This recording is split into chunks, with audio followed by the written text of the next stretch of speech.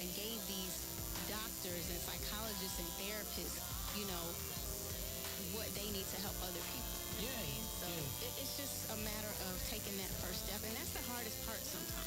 And so we're hoping that the Silence the Shame movement can be a voice and can really permeate through the community and help save some lives. Indeed. Shanti Dot's hanging out with me now. How do they track your journey on social media so they can see all the things that I get the opportunity to see? So you guys can follow us on Instagram at Silence the Shame, on Facebook at Silence TH Shame. And for National Silence the Shame Day, which is tomorrow, May 5th, we need you to join in and help us with our national text-a-thon. And you can text the word silence to 707-070. Minimum donation, $5, but all the proceeds are tax deductible, and it'll help increase our resources and programs. Indeed. And so, family, I know you're probably waiting, and it's like, I'm saving for a rainy day. Well, right now, I want to tell you it's raining. Like, a lot of people are going through. Like, my family had to go through so much when my 14-year-old cousin took the choice to commit suicide. And our family's never been the same. And so to see Shanti go out here and work tirelessly on this effort to make sure that people are aware that they don't have to be alone, I want to make sure that you give, because this is an amazing opportunity. Once again, would you tell them how to text to give? Yes, you can text the word silence to 707-070. No donation is too small. Indeed, and no donation is too big. Let's be clear.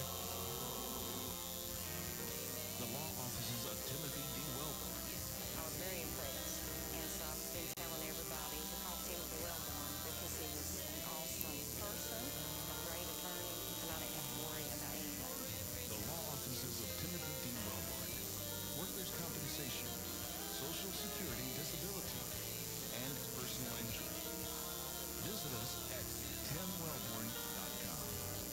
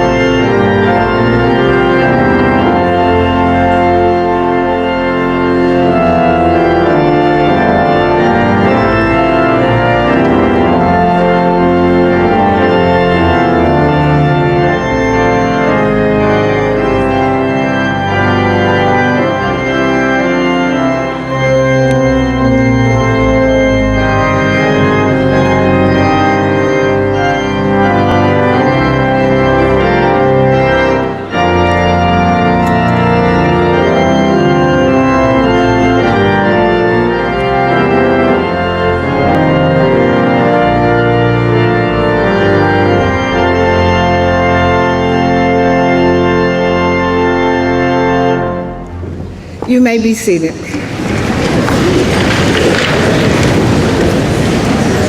Good evening, ladies. Good evening. Ladies and gentlemen, welcome to Bennett College and the 2018 Baccalaureate Service. As we begin, I ask that you silence your cell phones so that we may observe the reverence of this occasion.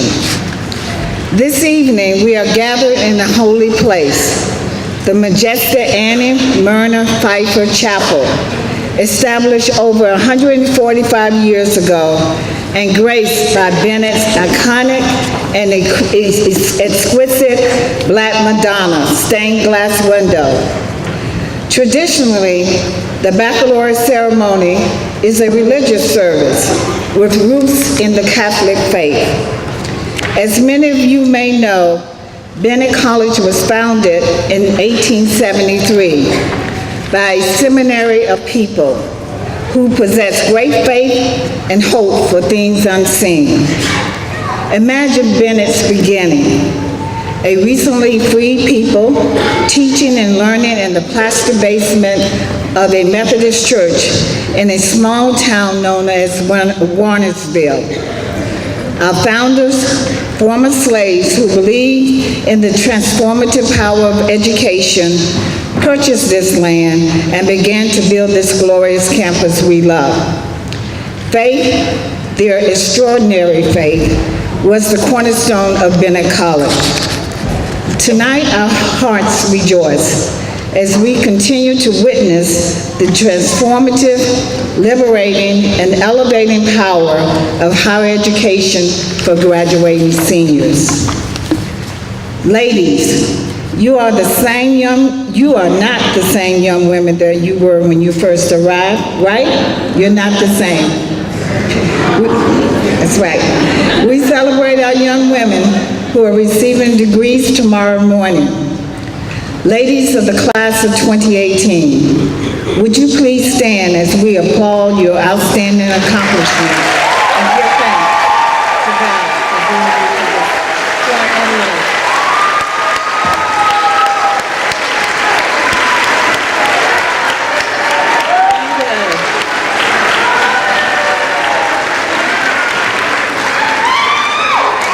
You may be seated. Let us take this time, let us take this moment to recognize some very special people in our midst this evening. Parents and families of our graduating seniors, would you please stand? Parents and families.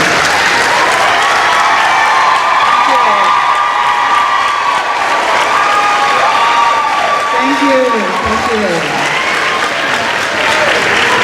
Esteemed members of the Board of Trustees, would you please stand? Board of Trustees members, thank you.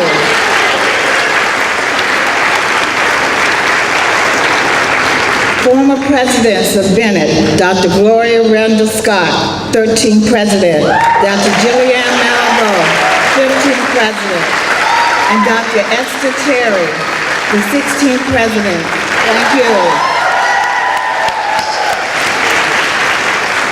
And now, our devoted alumni, would you please stand? Alumni, please stand.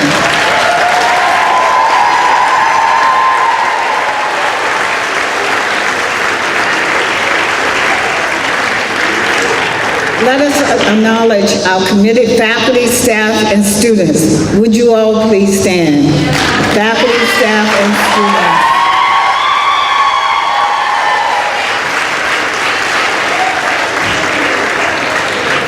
Our elected officials and special guests, would you please stand? Elected officials and special guests, thank you.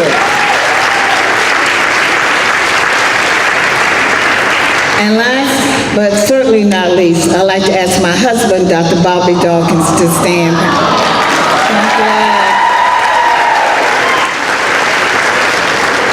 Thank you all for joining Bennett's beloved community this evening. At this time, Dr. Gladys A. Robertson, Chair of the Board of Trustees, will bring welcoming remarks. Following her, Reverend Dr. Natalie McClain, our college chaplain, will give the invocation and lead the general Thanksgiving, which will be followed by the choral.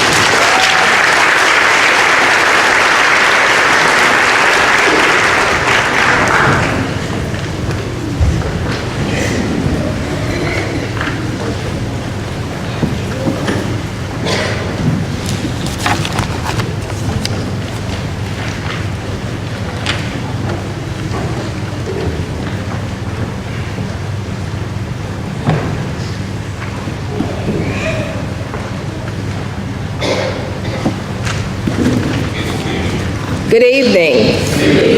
This is certainly the day that the Lord has blessed, and I want to begin by thanking my Bennett sisters for their wonderful choral presentation, and they are always wonderful. I'm sure you were here last night. To President Dawkins, the wonderful class of 2018, the 50th year reunion class, alumni, faculty, staff, parents, and friends. On behalf of the Board of Trustees, and they stood a minute ago, so I'd like for them to stand again, we greet you, trustees. Thank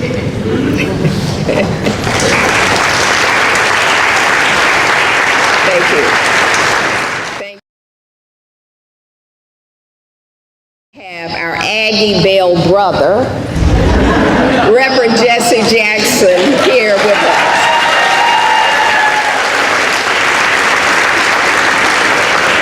You know, we thank him for his pioneering work in the 1960s and since. I had the opportunity on Tuesday evening to hear him at Diversity Inc. in New York. And he always shares a teachable moment that resonates with the audience. It is so important that we have historians like Reverend Jackson to share that information. So we thank him for sharing his time with Bennett College.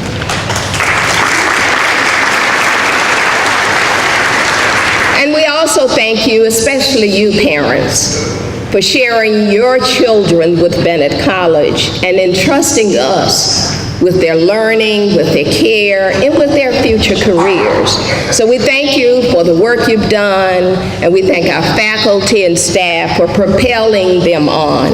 And to all of you, our friends, our supporters, I want to say to you that Bennett is not in a state of survival. Bennett is propelling. And when you share the information in the community, it is not one of sorrow or sadness or what are we going to do. It is one that we are moving forward. We will train more young women across this country, and they will have successful careers. So we thank you, and we thank our former presidents and all for being here and for the work they've given. May God bless you.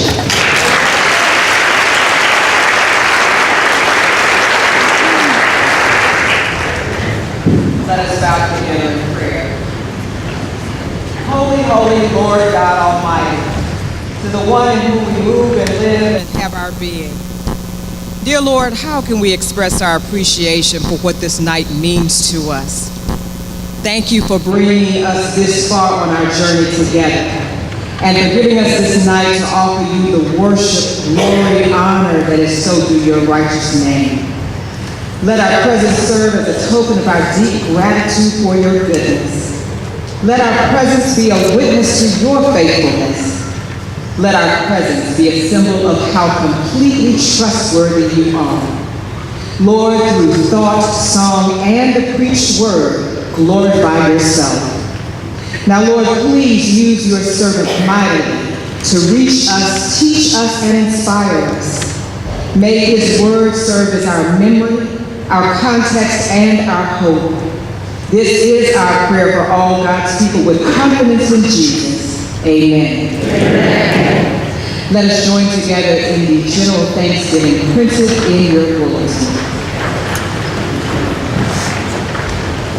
Almighty God, Father of all mercies, we thou worthy servants, do give thee most humble and hearty thanks for all thy goodness and loving kindness to us.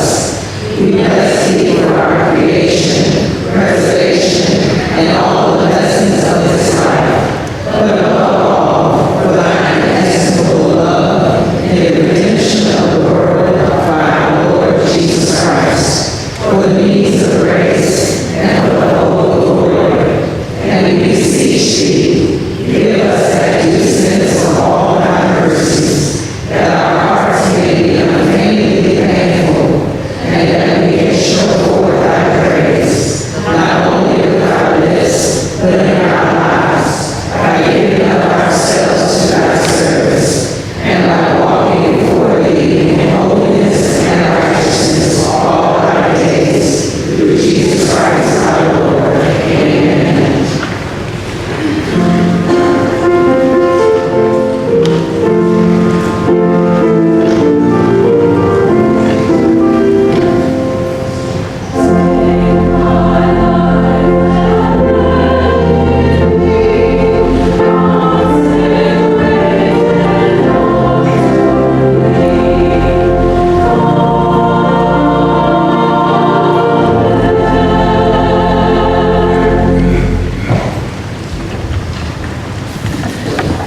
At this time, Ms. Ambria Webster, class of 2018, will read the Old Testament lesson, and Ms. Etienne Easley, class of 2018, will read the New Testament lesson.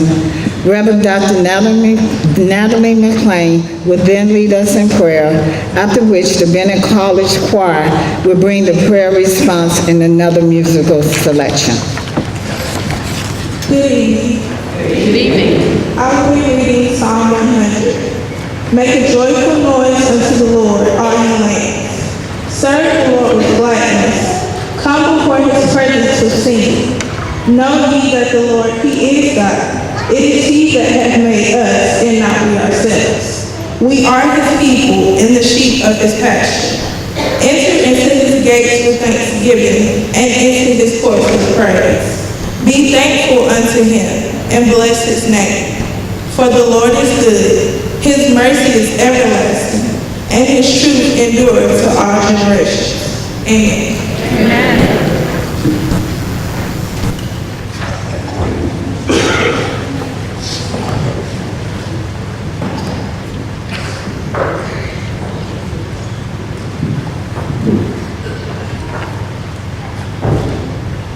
Good evening. The New Testament reading for this occasion is 1 Peter, chapter 4, verses 10 and 11. Each of you should use whatever gifts you have received to serve others as faithful stewards of God's grace in its various forms. If anyone speaks, they should do so as one who speaks the very words of God. If anyone serves, they should do so with the strength God provides, so that in all things God may be praised through Jesus Christ. To him be the glory and the power forever and ever. Amen.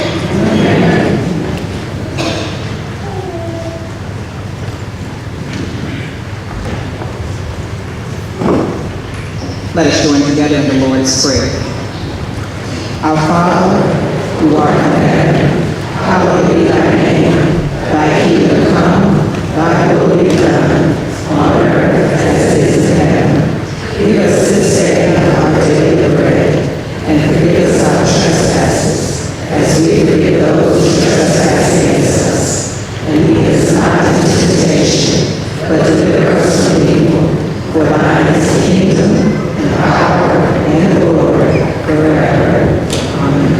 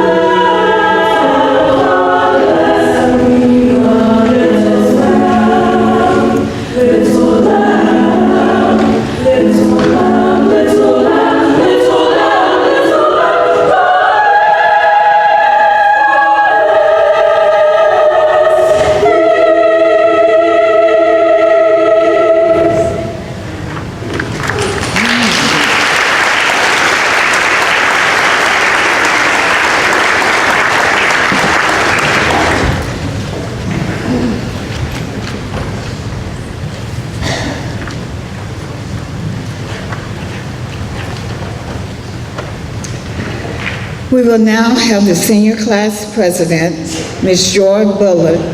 Would you please come to the podium and bring the class speech?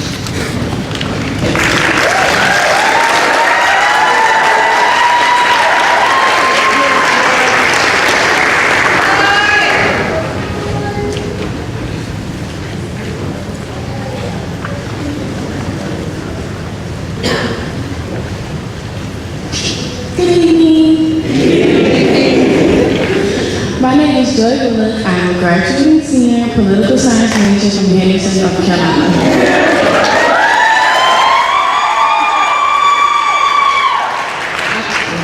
I currently serve as the senior class president for the 2017-2018 academic school year.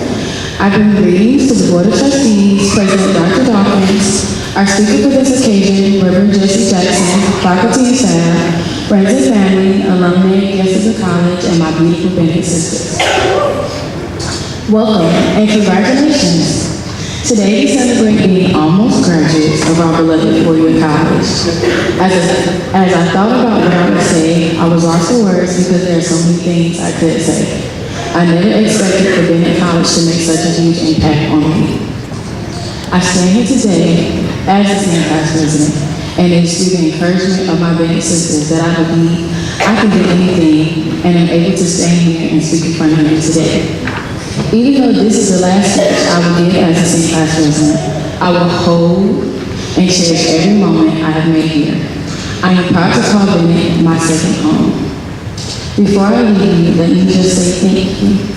Thank you to the parents, godmothers, grandparents, aunts, uncles, and those who have gone on to be in a better place.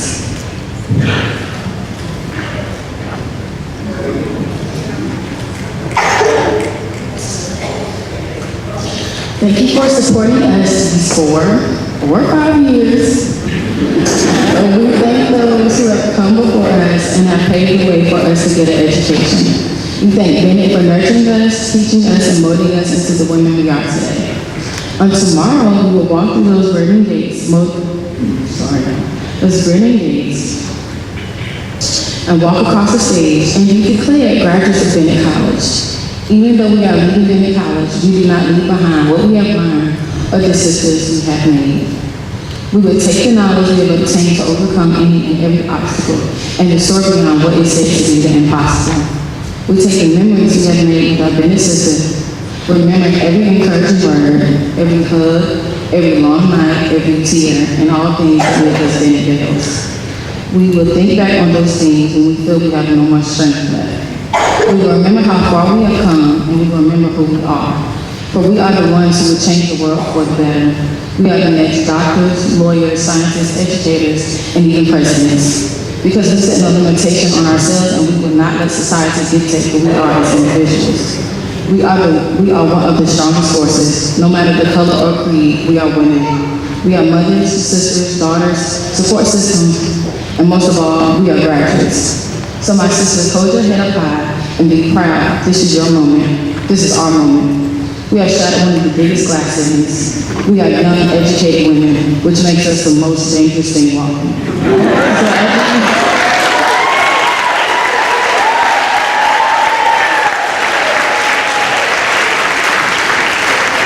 As we get ready to say goodbye to our prestigious school, I leave with this short quote.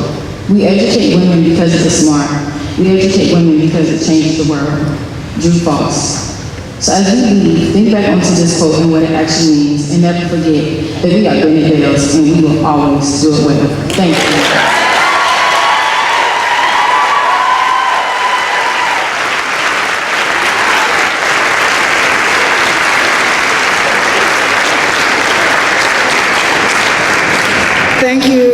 Thank you, Ms. Bullard, for those outstanding words. You represent the strength of our modern belle, confident, competent, cultured, and committed to social justice. We will now hear from our excellent choir again under the direction of Ms. Dorothea Taylor.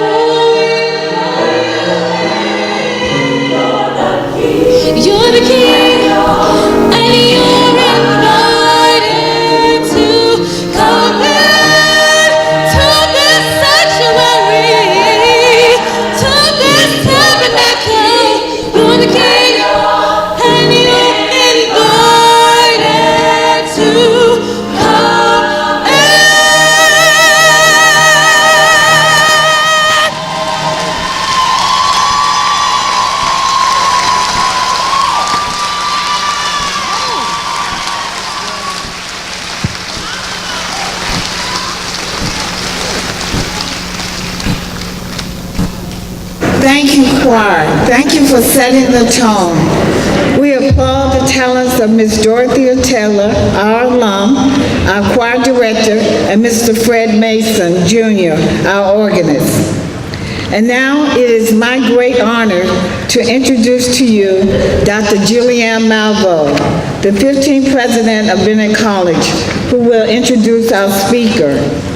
A native San Franciscan, Dr. Malveaux earned her bachelor's and master's degrees in economics from Boston College and her PhD in economics from MIT. Currently, Dr. Malveaux serves on the boards of the Economic Policy Institute as well as the Black Doctoral Network. And she is president of Push Excel, the educational branch of the Rainbow Push Coalition. She is a labor economist, noted author, and colorful commentator in both print and television news. Please join me in welcoming home Dr. Julianne Malveaux.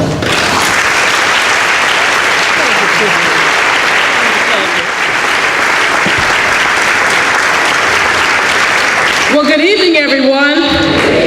Now, y'all not asleep. Good evening, everyone. I am just so delighted to be here today, to be back at Bennett. Sister Prez, thank you for that wonderful introduction. And Sister Prezes, all y'all, thank you for sharing this moment today. You know, words can't express my joy in being here. I spent the afternoon walking campus, and stood outside. Y'all know I have an ego. Stood outside my building. And Facebook Live, me standing outside my building. The campus looks lovely. Seniors, congratulations. Faculty, staff, students, trustees, my greetings, and alum. I know y'all having a good time. I know you alums are having, because you always do. Thank you for all you do for alma mater. Parents, we love you, and grandparents, and all of those here assembled. I have been given a near impossible task. Y'all have this little piece of paper. It has an introduction to Reverend Jackson. Now, how can we take an icon and reduce him to this little piece of paper? He cannot even be captured by the millions. You know, if you Google Reverend Jackson, they tell you he has 2-point-some million mentions. So he can't be captured by that. So what about a piece of paper? So then what am I supposed to do? Because Dr. Dawkins is not going to let me talk all day. Neither will Reverend Jackson. Reverend Jackson has a very bad habit of handing me pieces of paper that say stop. I mean, just hand me the piece of paper, stop. So Reverend, you want to give you a piece of paper so you can hand me? Never mind, we're not going to go there. Reverend Jackson is legendary, we all know that, but there are other things that we must share. He is the lion in winter who continues to roar. He is a leader who knows both how to follow, as exemplified by his work with Dr. Martin Luther King Jr., but also how to lead. He is an empowering leader who gives folks room to run so that they are able. He's not a micromanager, but he will put you in his place. But he's not a micromanager. He is an empowering man whose very presence speaks to social change. We were all in Memphis just less than a month ago, about a month ago, commemorating Dr. King's death. It was very interesting, 2 trains running. So you had the academic folks over at the University of Memphis, and you had the preachers, Reverend McLean, over at Kojic. And Reverend Jackson did me the honor coming over to the Memphis to our thing for a moment. But it's really interesting. So Roland Martin and his crew were over there at Kojic. Here I am with the professors. Roland said, Malveaux, why are you over here with the professors? You're not a professor. You need to be hanging with us. I said, you forget. You really do forget. But here is what we also all forget in that moment where we talk about Dr. King, is that there is but one, do you hear me, but one in this nation, but one who exemplifies exactly what Dr. King stood for, but one who took the mantle and ran with it, but one who understands the intersectionality of race and gender and culture and place and space. But one who at the tender age of what, 18, 17, went to the library and made those folks let him take out a book. But one. Students, you must learn from this man. Because he just didn't start leading when he was 26 or 27. He started leading when he was a baby boy.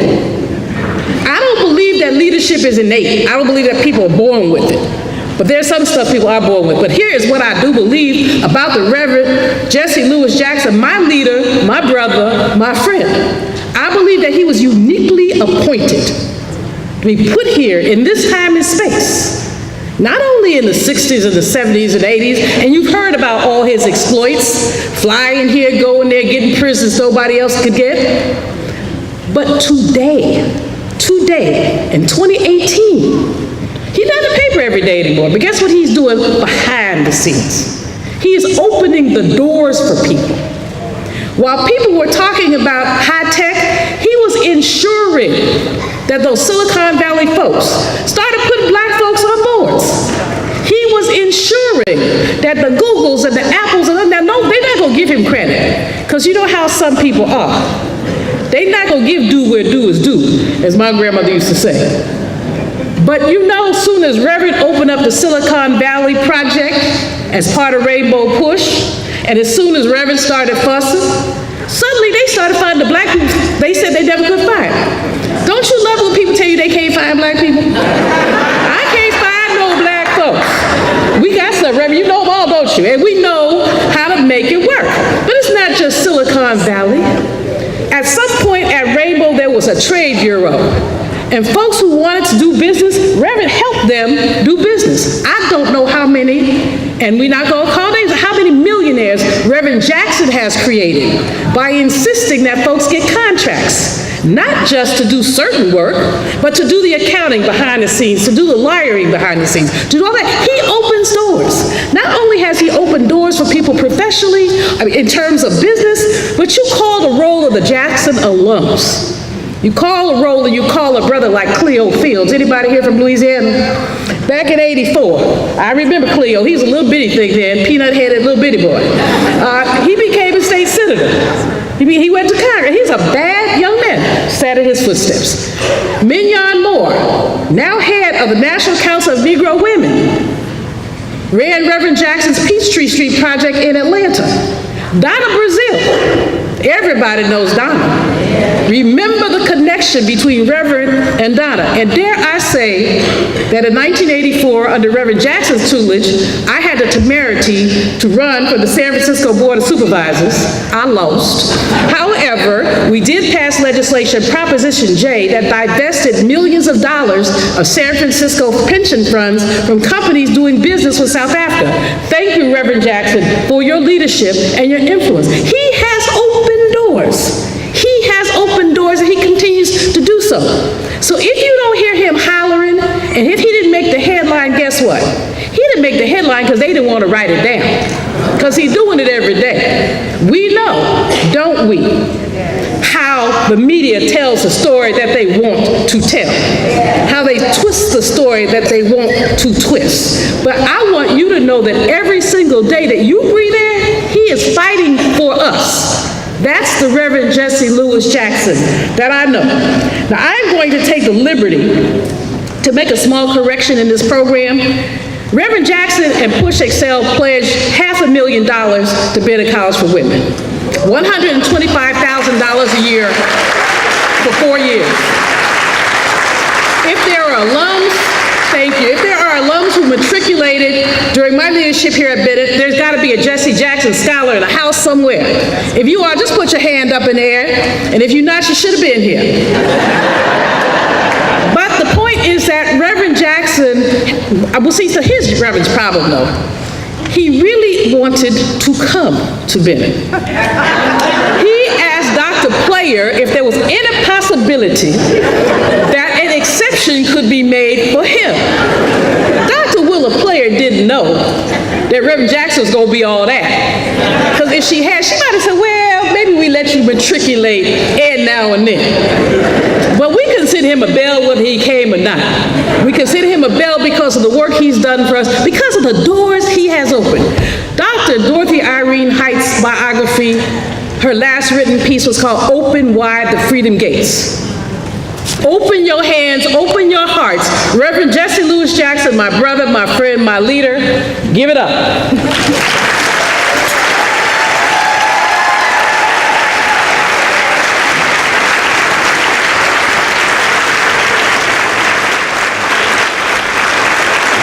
Say, I am somebody. I am somebody. I am somebody. My mind is the pearl. I can learn anything in the world if my mind can conceive it and my heart can believe it. I know I can achieve it. I am somebody. I am God's child. Stop the violence. Save the children. Stop the violence. Save the children. Bennett bells. Number one. Let me hear you scream.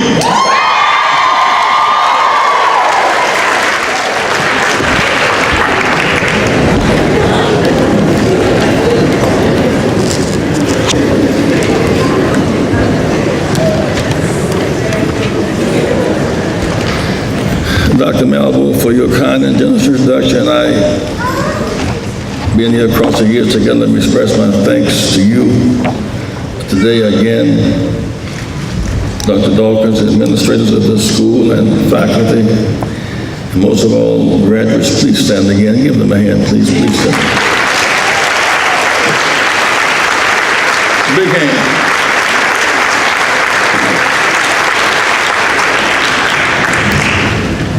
I've been anxious today standing here where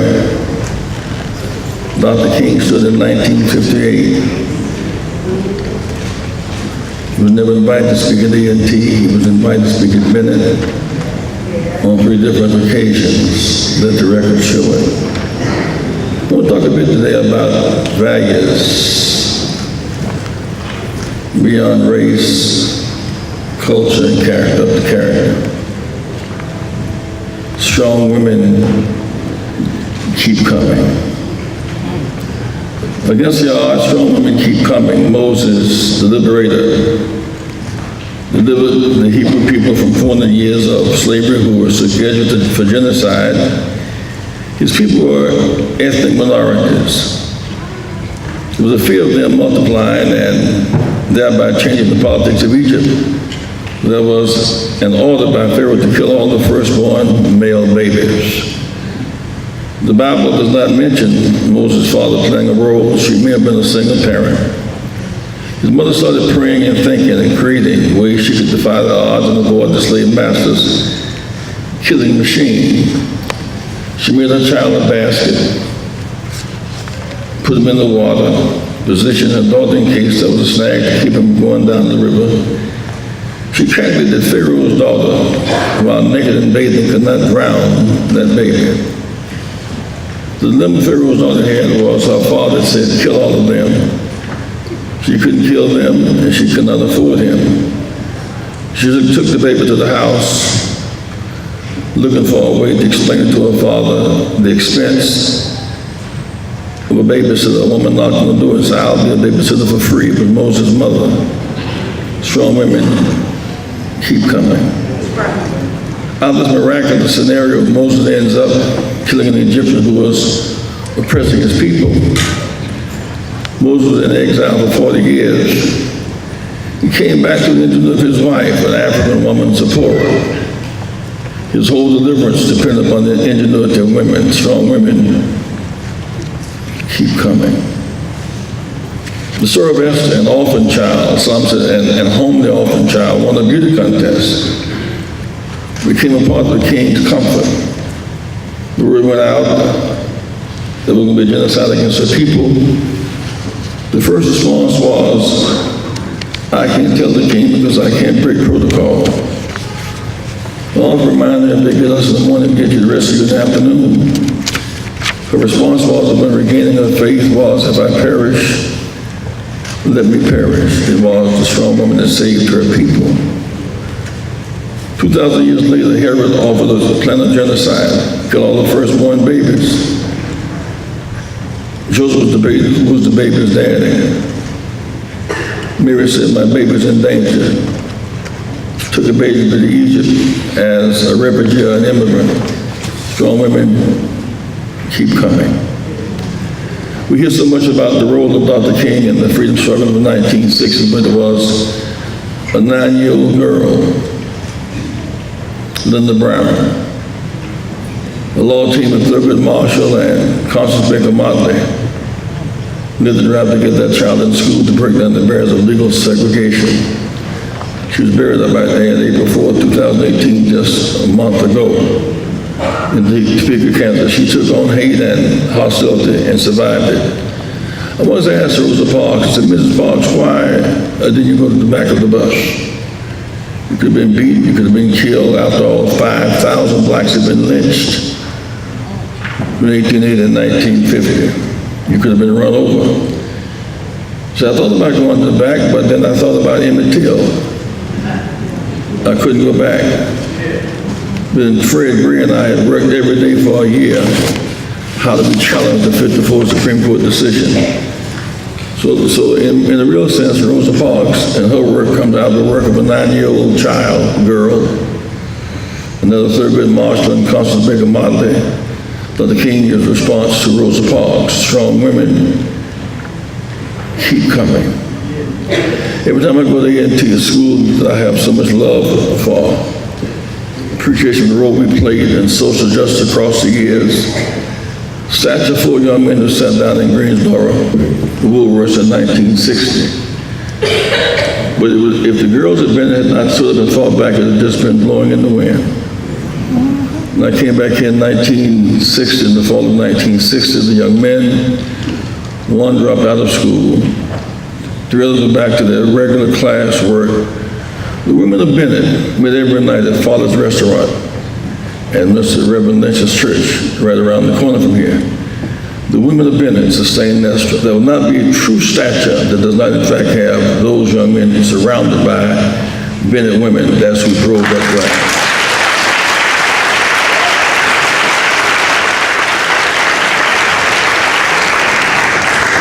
Dr. King spoke at this place in 1958, 2 years before the sitting began here in 1960. He was invited back to speak in 1963, and there was a plane difficulty in Atlanta and back again in 68 just before he was killed. This was his home in Greensboro. We were locked up in jail in the senior citizens home down Market Street. It was Dr. Player who told all the girls, you stay in jail long as you want to keep your books there. She never gave up. Dr. Willa Player deserves a big round of applause. Dr. Willa Player.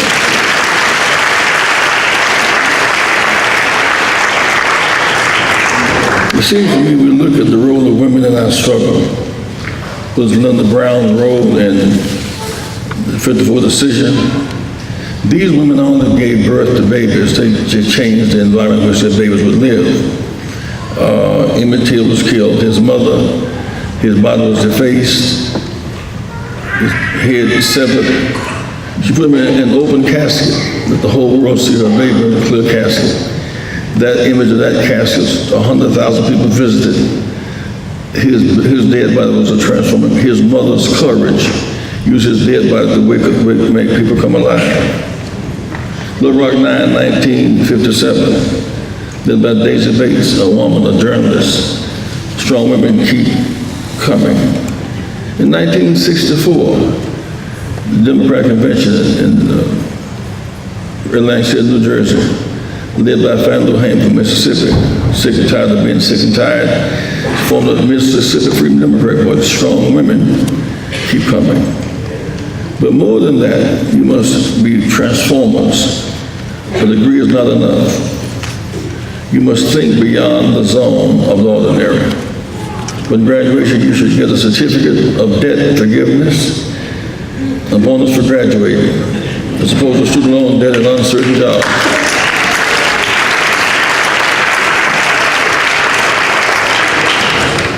It does not stand to reason you have to, at this incentive, to go to college. Most folks are too poor to go to college. When you come across station, if you have the incentive of a diploma and debt forgiveness, would double the size of the graduating class. A full comprehensive health care plan based upon need, not based upon money. 500,000 citizens in this state do not have Medicaid. It would be 43,000 workers and $2 billion a year. The state can accept money, federal government money for interstate highways and for ball stadiums and for airports and seaports. You can accept money for Medicaid for sick people. Thinking beyond the box. Affordable health care. It's a national shame to see teachers marching for decent wages and trying to supplement classroom supplies.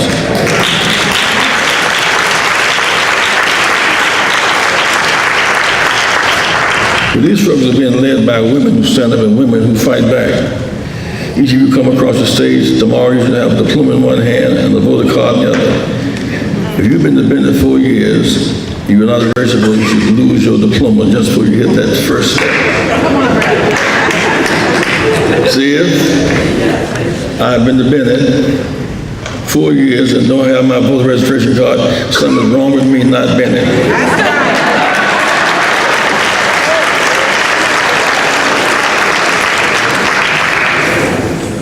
Thinking beyond the box, we globalize capital. Every airport has capital exchange, we globalize technology, we globalize athletics. We never want to globalize human rights and workers' rights, children's rights, environmental security, and access to drinkable water, all the global centers. It's not enough to have done it in the past. You must fight the right now fight.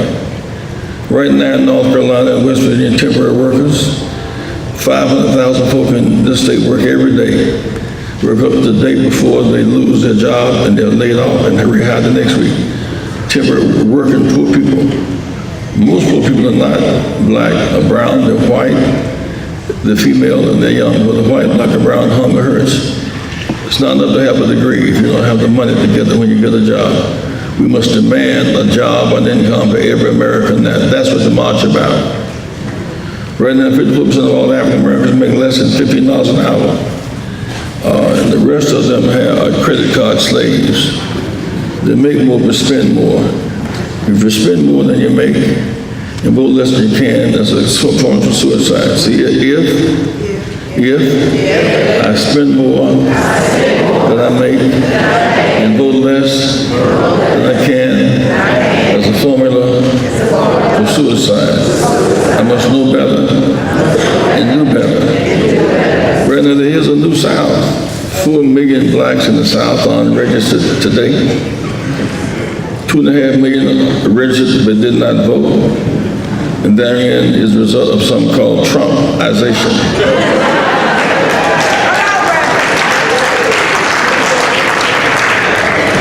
Nobody has the right to give less and expect more. Strong minds break strong chains. There's a lynching museum in Montgomery, Alabama, which you must see. Most of us, we say civil rights movement, we think of 1955 and Rosa Parks. The fact of the matter is, we were enslaved for 246 years, 246. Very few lynchings in slavery because we were commodities. Strong men produced strong boys and women who cooked and worked in the fields. When we were set free, they went from being an asset to being a threat. 5,000 blacks were killed, lynched, without one single conviction. 127 North Carolina alone, 127 lynched, and these are our grandparents. How do I know? I look at our skin complexions. The first white accused convicted of rape was in the 1950s, 300 years, not one rape. The evidence is the way we look today. So we fight the right now fight. In the face of the fight, don't give up. There's a biblical story, and I'll let you go. It says that David slew Goliath. And we take that story very seriously because David, against the odds when the giants were threatening and the generals were avoiding, he said, I'll take him on. I kill lions and I kill bears. I can get Goliath. And David slew Goliath. My friends, giants keep coming. David, the giant, Goliath had some sons. It's not enough to talk about what we did in the 60s. Giants keep coming. It was George Wallace then, it's Donald Trump today. Giants keep coming. But let nothing break your spirit. You fight, no, whether in the face of the challenge, you got the brain power to make it. We're the freest black people that have ever lived in this country. Strong minds break strong chains. Live right, do right, don't self-destruct through drugs and alcohol. Don't self-degrade, don't put yourself down, don't let anybody else put you down. You're not. In the end, you're a whole person. You are Bennett Bell. You're special. You're somebody special. You're God's son.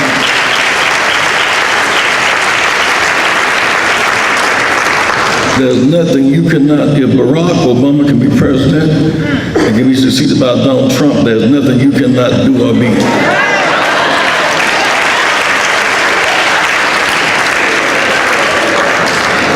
So my friends, stand tall. We walk with the certainty of faith. The Lord is our light, and our salvation, whom shall we fear? The Lord, the strength of our lives. It gets dark sometime, but the morning cometh. Every morning I wake up, I see a new day begin. I thank God for last night and all the days and nights of my life, and you the same.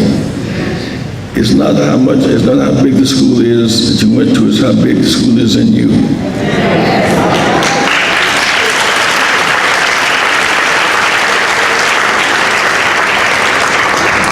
You look back across these 60 years when we were in 1960, we were going to jail for trying to use a public library, trying to use a downtown theater. Look at us now. Progress we've made, we sweated for it, we died for it, and here we are today. We can't go forward looking back, we must go forward by hope and not backwards by fear. There's a tug of war for the soul of America. You are not tomorrow, you are the right now leaders. You must vote right now. You must care right now. You must love right now. You must go into grad school right now while you're young enough to do it. Don't wait till tomorrow. Go to grad school now. Don't mind trying to get pregnant, get married. Go to grad school now. Say, I must go to grad school now. Debt notwithstanding, I can go, I must go, I will go. There's nothing too hard for God. There's nothing I cannot do. I must, I will, defy the odds. Because strong women keep coming. Whether Esther, or Rosa Parks, or Coretta King, strong women keep coming. Winnie Mandela, strong women keep coming. Willa Player, strong women keep coming. Bennett graduates keep coming. I hope nothing less than Jesus Christ and his righteousness. I once was young, but now I'm old. I've seen a lot, an awful lot, but I've never seen the righteous forsaken, nor their seed beg for bread. I will not give up. I will not give out. I will keep hope alive. Bennett in my heart, the head in my step, forward by hope, never backwards by fear. God bless you.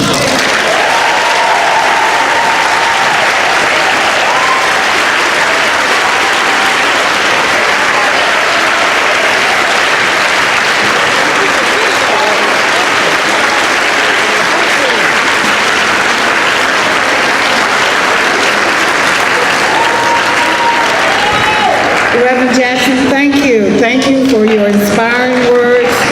Thank you for noting the importance. Thank you. And thank you for noting the importance of the Bennett Bells and the Civil Rights Movement. Thank you. Yes. And thank you for not only blessing the class of 2018, but indeed all of us that are here tonight.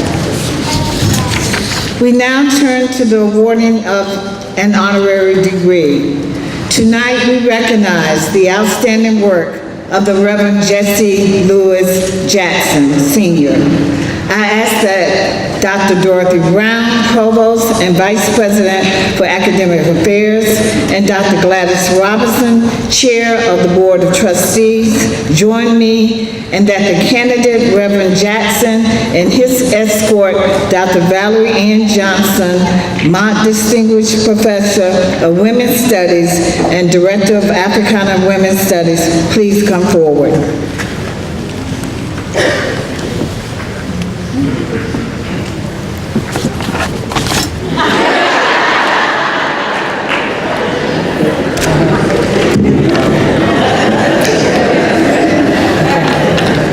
Jesse Lewis Jackson Sr., founder and president of the Rainbow Push Coalition.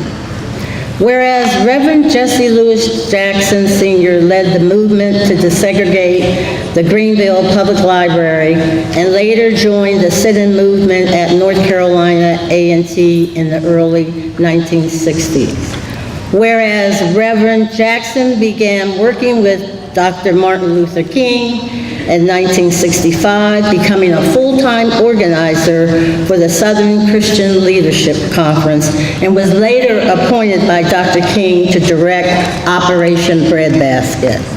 Whereas in December 1971, Reverend Jackson founded Operation Push in Chicago to promote economic empowerment and expanded education, business, and employment opportunities for the disadvantaged people of color. Whereas Reverend Jackson founded the National Rainbow Coalition, a Washington, D.C.-based social justice organization devoted to political empowerment, education, and changing public policy in 1984. Whereas Reverend Jackson merged his two organizations to form Rainbow Push Coalition in September '96, and through these organizations has demonstrated a dedication and commitment to youth for more than 30 years with his Push for Excellence education program, which has helped many youth, including Bennett College students. Whereas Reverend Jackson was awarded the Presidential Medal of Freedom by President Bill Clinton, the highest civilian honor a president can bestow on an individual. For all of these distinguished accomplishments in civil rights, public service, and in education, Bennett College gratefully bestows upon you the degree of Doctor of Humane Letters.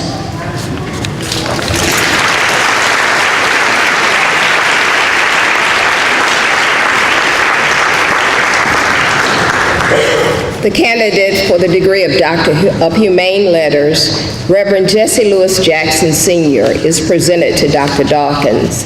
The trustees of Bennett College have authorized the honorary degree of Doctor of Humane Letters to be awarded to Reverend Jesse Lewis Jackson Sr.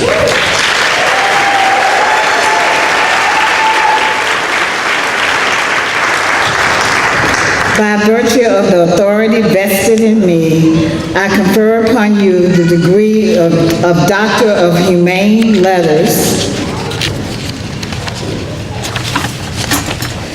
with all the rights and privileges thereto appertaining.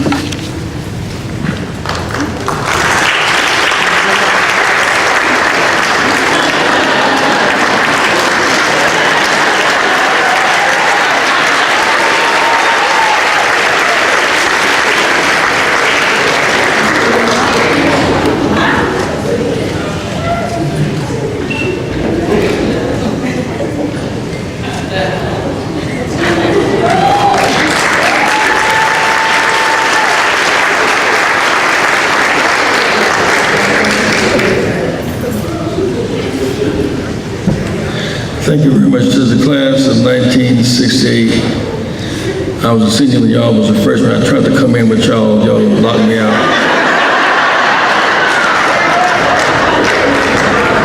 I'm still submitting my application to be Bennett's first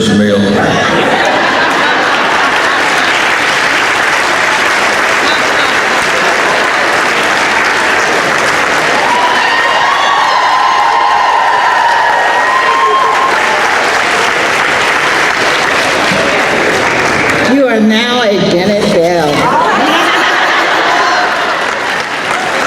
Thank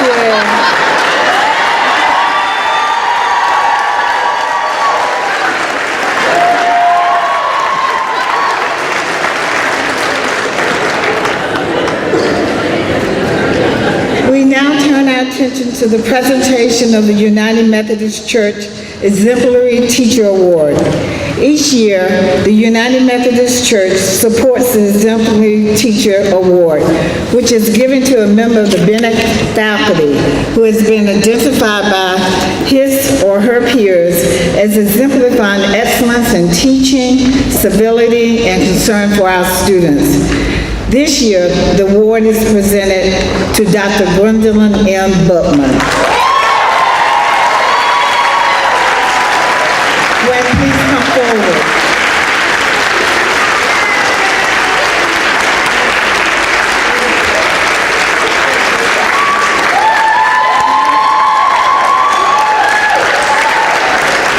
Dr. Bookman is chair of the Department of Political Science and Sociology and associate professor of political science in the Division of Arts and Sciences. Dr. Bookman completed her bachelor's degree in psychology at Howard University, her law degree at Texas Southern University, and postgraduate studies at the Fletcher School of Law and Diplomacy at Tufts University. She was the first Black woman to serve as a brief attorney for the Supreme Court of Texas. Dr. Bookman began working at Bennett in 2009 and has held a wide range of leadership positions. Her passion is global and interdisciplinary studies, and she is known to be a tough but respected and beloved professor. Each year, Dr. Bookman and Dr. Robert Williams ensure that Bennett students participate in the Model UN, which was held at Bennett College last year. Dr. Bookman continues the tradition. Bennett Bells are voting bells. Through voter registration drives on campus and by leading Bennett's march to the polls. Dr. Bookman, we present you with the Exemplary Teacher Award and this check from the United Methodist Church. Congratulations.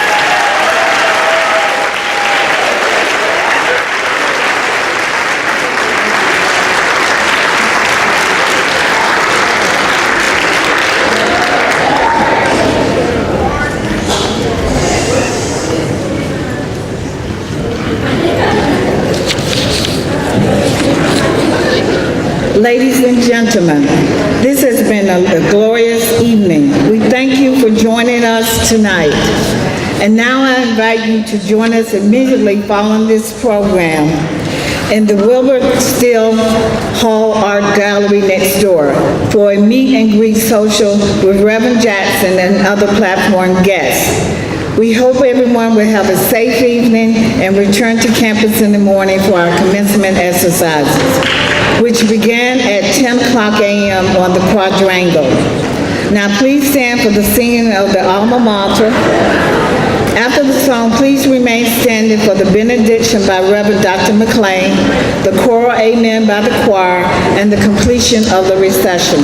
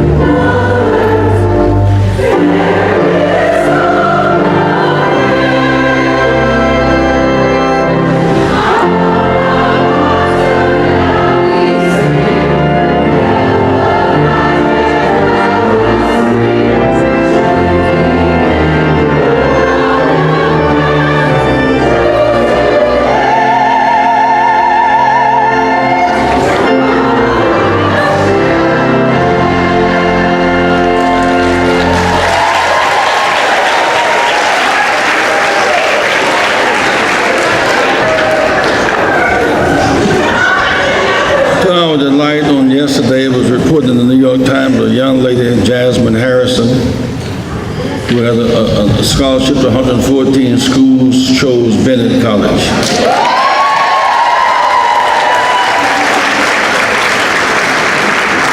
When Jack and I left Greensboro in '64 to go to grad school, we sent Jesse and Jonathan and Jackie back to North Carolina A&T. Honeybees have a certain sense. They don't have a brain. They have a certain sense. Honeybees feed the flower that they rob.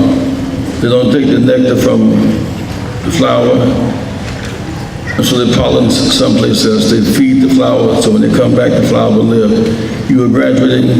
Love Bennett enough to send your children back here. God bless you.